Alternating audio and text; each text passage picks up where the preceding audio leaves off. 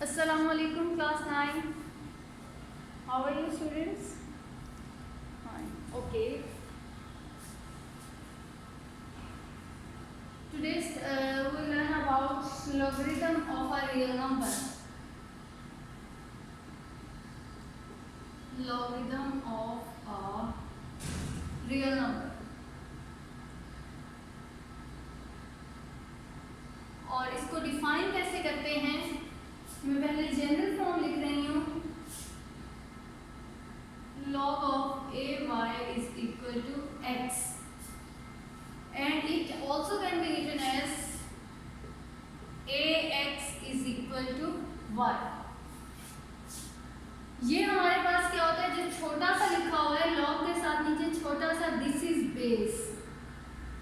Okay, ये भी base है और ये जो पावर में चली जाती है ये क्या है, एक्सपोनेंट. जो आपके पास log के साथ छोटा सा नंबर लिखा होता है वो क्या होता है, बेस. अब इसको पढ़ेंगे कैसे, log of y to the base a. कैसे पढ़ेंगे, log of y to the base क्या है, a. log of y to the base a. Index हमारा क्या है, x. अब हम इस फॉर्म में, इस फॉर्म को मैं साइड पे लिख देती हूँ. ये क्या होता है कि आपके पास जब हम इस तरह की फॉर्म आ जाती है तो हम उसको इस तरह से लिख सकते हैं, जो आपकी बेस होती है वो उधर जाके इंडेक्स बन जाता है और जो यहाँ इंडेक्स होता है वो इस बेस की पावर बन जाता है और यहाँ खाली जो बचा हुआ नंबर होता है वो रह जाता है. ठीक है, जो बेस है वो वहाँ जाके इंडेक्स बन जाता है और जो यहाँ पहले से होता है वो उसकी पावर बन जाती है. ओके, अब हम इसके थ्रू कुछ एग्जांपल सॉल्व करेंगे ताकि हमें क्लियर हो जाए. एक्सरसाइज 3.2 क्वेश्चन नंबर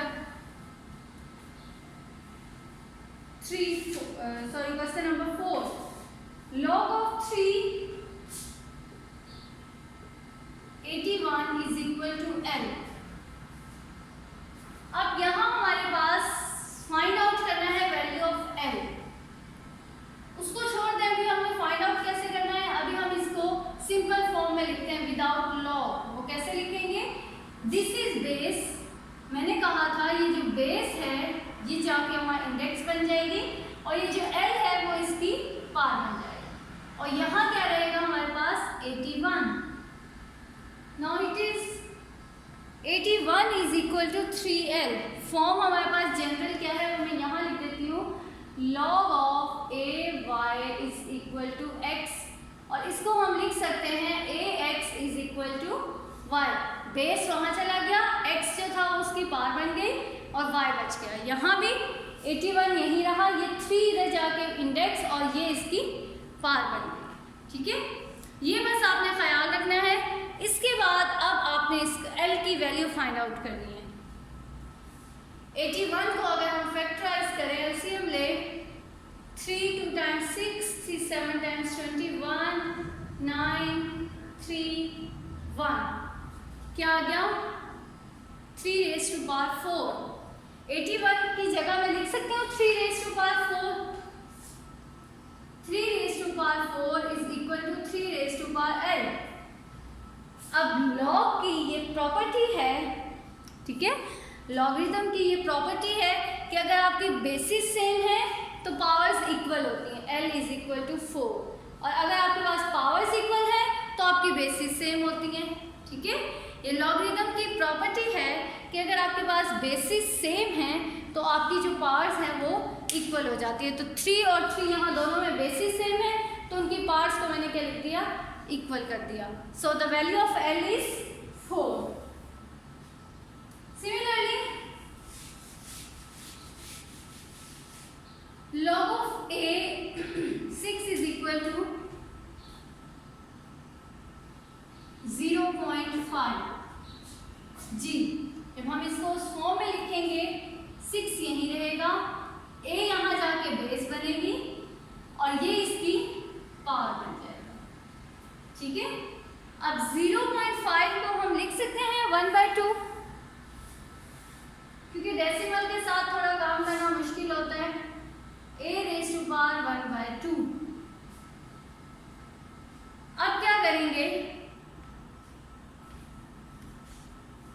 यहाँ बेसिस तो सेम नहीं बन सकती, यहाँ 6 है और यहाँ a है, बेसिस तो सेम नहीं बनेगी। तो हम कोशिश करेंगे कि पावर्स को सेम बना लें। ठीक है, हमने क्या कोशिश करनी है कि पावर्स हमारी सेम बन जाए। अब यहाँ 1/2 है, यहाँ मैं 1/2 कैसे ला सकती हूँ?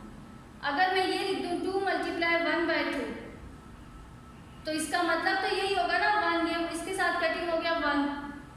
6 की बार अभी क्या है 1, इस 1 की जगह पे मैंने लिख दिया है 2 × 1/2।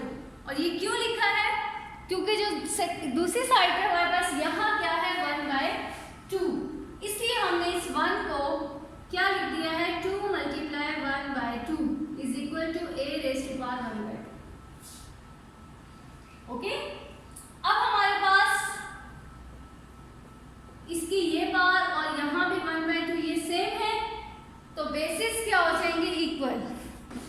1/2 के इक्वल है, तो बेस हमारे पास बन जाएगी a⁻6, a = 6² which is equal to 36. So the value of a is 36. Okay, देखना हमने ये है कि यहाँ 0.5 था, उसको हमने फ्रैक्शन फॉर्म में लिख दिया। अब बेसिस तो सेम नहीं बन सकती, या तो जब हम अननोन फाइंड आउट करेंगे लॉगरिथम्स के क्वेश्चन में, तो हमारा मेन एम यही होगा कि या तो हम बेसिस को सेम बना लें या फिर पावर्स को। अब यहाँ पावर्स तो सेम, बेसिस तो सेम नहीं हो सकती, a है यहाँ 6 है, कोई ऐसी पॉसिबिलिटी नहीं है कि हम a को 6 बना दें, 6 को a बना दें। ठीक है, तो फिर हम क्या करेंगे, हम कोशिश करेंगे कि हमारी जो पावर्स है वो सेम बन जाए। अब यहाँ 1 था और 1 को हम इस तरह से लिख सकते हैं इन द फॉर्म ऑफ 1/2, और वो क्यों लिख रहे हैं ताकि हमारी पावर्स सेम बन जाए। ओके,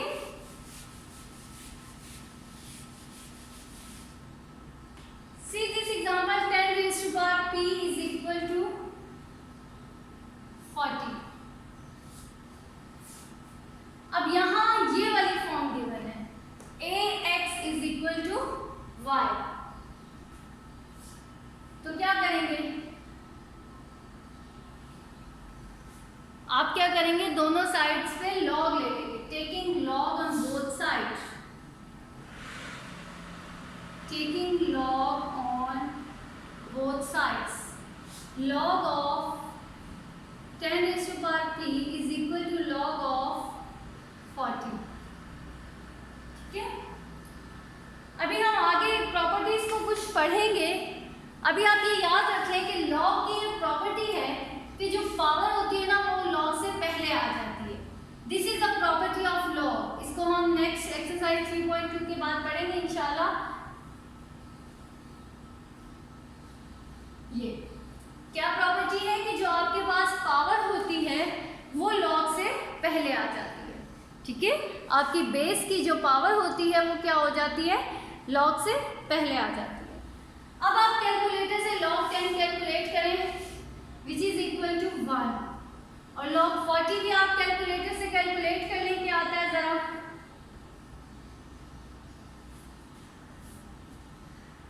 अगर आपने कैलकुलेटर से नहीं करना है, टेबल से करना है तो सो के आप वहां से कर लें।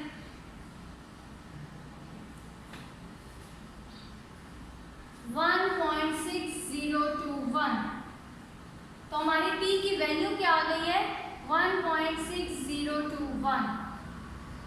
ठीक है, यहाँ दो प्रॉपर्टीज यूज हुई है। पहले ये कि आपके पास लॉग की जो पावर होती है वो लॉग से पहले आ जाती है, और सेकंड क्या है कि लॉग ऑफ जो 10 है always equal to 1। Log of 10 हमेशा किसके इक्वल होता है 1 के। इसी तरह कुछ और एग्जांपल्स हैं।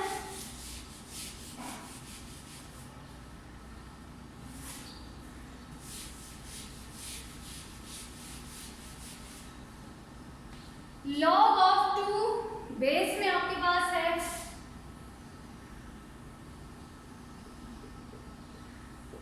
इज इक्वल टू क्या है, कुछ बस इवेल्युएट करना है इसको, ठीक है। log ऑफ 2 and 1/128, बेस आपकी क्या है 2, यहाँ क्या है इंडेक्स 1/28। अब इसके इक्वल में कुछ होगा तो हम इसको इस फॉर्म में लिख सकते हैं ना। तो सबसे पहले आप लिख लें let x is equal to log of 2 1/28। अब ये यही फॉर्म बन गई है। तो क्या होगा, ये जो बेस होती है ये इधर जाके क्या बन जाएगी इंडेक्स, और जो x है ये क्या बन जाएगा पावर। तो ये आ गया हमारे पास 1/128 is equal to 2 raise to power x। अब आप 128 का एलसीएम लें जरा, 2 6 4 3 2 16 8 4 2 1 1 2 3 4 5 6 7 1/2 रेज़ टू पावर 7। 1/2 128 को मैं लिख सकती हूँ 2 raise to power 7 is equal to 2 raise to power x। अभी हमने ये प्रॉपर्टी पढ़ी है कि अगर आपके पास बेसिस सेम होंगी तो पावर्स को हम कंपेयर कर लेंगे। अब यहाँ बेस है तो बट वो क्या है डिनोमिनेटर में, और जब न्यूमिनेटर में जाएगा तो ये हमने लॉ ऑफ एक्सपोनेंट में पढ़ा था कि अगर आपके पास 1/2x है तो वह जब न्यूमिनेटर में जाएगा तो वो क्या हो जाएगा -x। तो इसी तरह हम इसको क्या लिख लेंगे 2 raise to power -7 is equal to 2 raise to power x। अब बेसिस आपके पास सेम है तो पावर्स को आप कंपेयर कर लें, x is equal to -7। Okay, this is the value of x। तो ये हमने इवेल्युएट कर लिया। सबसे पहले क्वेश्चन ये जो था ये लास्ट क्वेश्चन की तरह ही था, इसमें x नहीं गिवन था, कुछ अननोन नहीं गिवन था, तो हमने खुद से सपोज कर लिया let x is equal to this. उसके बाद हमने उसको फॉर्म में लिखा इस फॉर्म में, और उसके बाद हमने इसको कैलकुलेट कर लिया। Is it okay?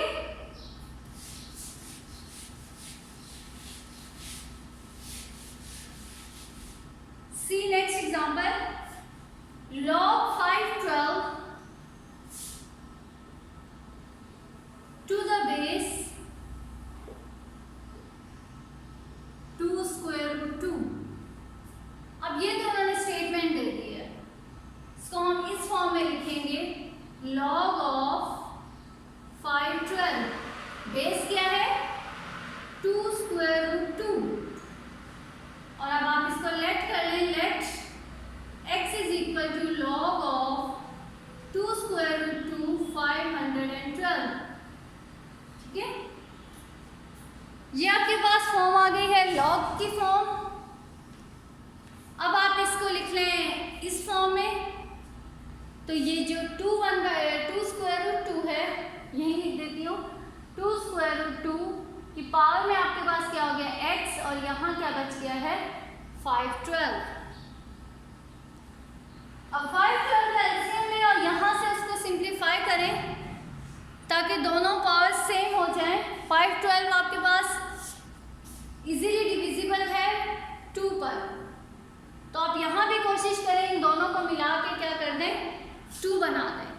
चलें देखते हैं, 2 2 times 4 5 10 to 6, चल 1 2 8।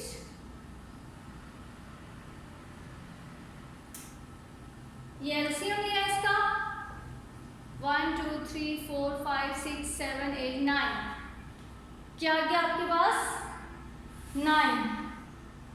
यहाँ तो हमने लिख दिया 2 रेज़ टू पावर 9, इसको भी हम 2 की पावर बना लेते हैं। स्क्वायर रूट की वैल्यू क्या होती है, एक है हमारे पास 2 1 into 2 1/2। हमने पढ़ा था लॉ ऑफ एक्सपोनेंट्स में कि अगर आपका बेसिस सेम हो तो पावर्स क्या हो जाती हैं 8, तो ये 2 1/2 बन जाएगा 3/2। यहाँ आपके पास आ गया 2 3/2x is equal to 2 raise to power 9। Basis same है तो आप पावर्स को कंपेयर कर लें तो आपके पास आ जाएगा 3/2x इज इक्वल टू 9। यहाँ से आप x की value calculate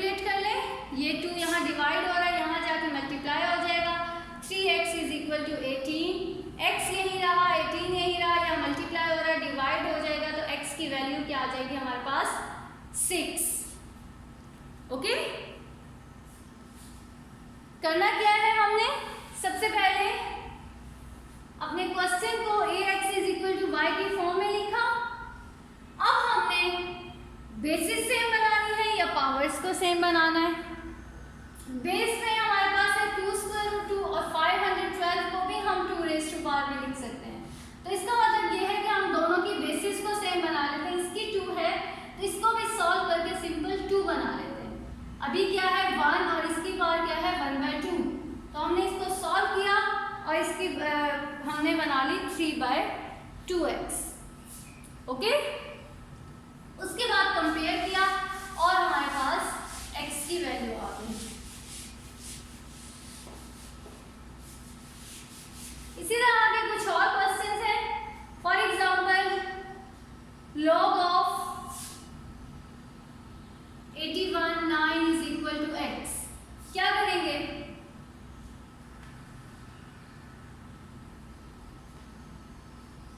ax is equal to y के फॉर्म में जब लिखेंगे तो ये हमारे पास बन जाएगा 81 रेज़ टू पावर x। अब यहाँ 9 है और यहाँ 81 को हम लिख सकते हैं 9 की फॉर्म में। Yes, 9 2 times 81, sorry 9 9 times 81, 9 raise to power 1 is equal to 9 raise to power 2x। ठीक है, 9 का स्क्वायर क्या होता है 81। तो बेसिस आपके पास सेम है, पावर्स को आप कंपेयर कर रहे हैं, 2x इज इक्वल टू 1। ठीक है, और यहाँ से आपके पास x की वैल्यू क्या आ जाएगी, x is equal to 1/2। Questions बहुत सिंपल है, जस्ट आपने करना क्या है कि बस इस फॉर्म में बनाना है। ये इस फॉर्म में गिवन है, इस फॉर्म में आपने क्वेश्चंस को बना लेना है। उसके बाद आपने देखना है या तो बेस सेम बन रही होगी या फिर पावर। अच्छा, log ऑफ 64 बेस उसकी है, सॉरी बेस उसकी है 64, 8 इज इक्वल टू x/2 जी।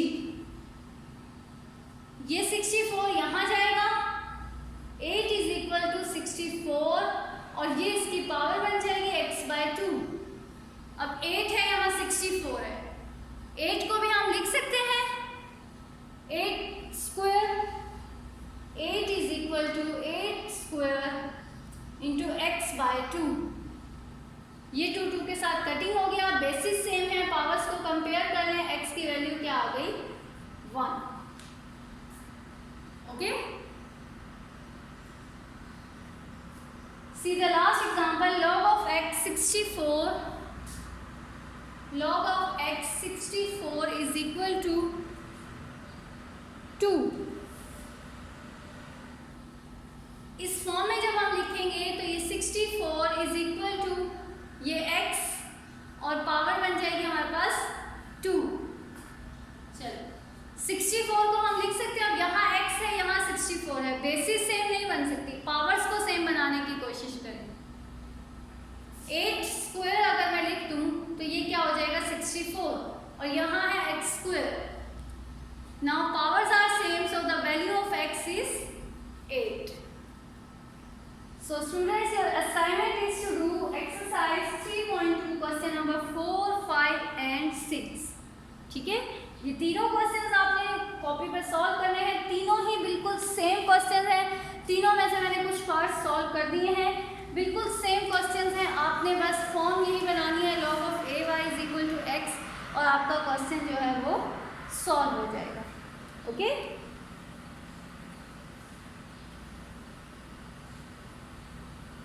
और इसके अलावा आपने अपने टेस्ट की भी बहुत अच्छी तैयारी करनी है। अगर कुछ समझ ना आए तो आप वीडियोस को दोबारा से देख लीजिएगा, उनमें आपकी हर प्रॉब्लम का सॉल्यूशन है।